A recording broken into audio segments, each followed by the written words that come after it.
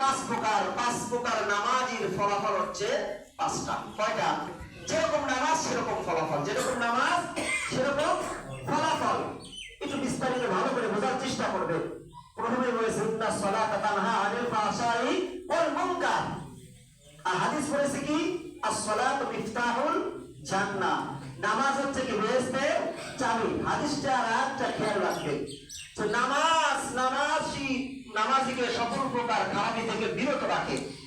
কোন প্রকার নামাজি বিরত রাখে? এই পাঁচ প্রকার নামাজের কথা যদি আপনারা মনোযোগ দিয়ে শুনতে পারেন তাহলে বুঝতে পারবেন কোন নামাজ পড়লে সকল প্রকার গুনাহ থেকে বেঁচে থাকা যায়, কোন নামাজ পড়লে ফাহিশার কাছ থেকে বেঁচে থাকা যায়, কিভাবে নামাজ পড়লে সকল প্রকার মুনকার কাছ থেকে বেঁচে থাকা যায়। একটু আসলে বিস্তারিত শোনার চেষ্টা করি। নামাজ এক নাম্বার প্রকার নামাজি, তারা হলো কি অনিয়মিত নামাজি। কি নামাজি? বলেন এরকম নামাজি আছে কি নাই? যারা শুধু ঈদের নামাজ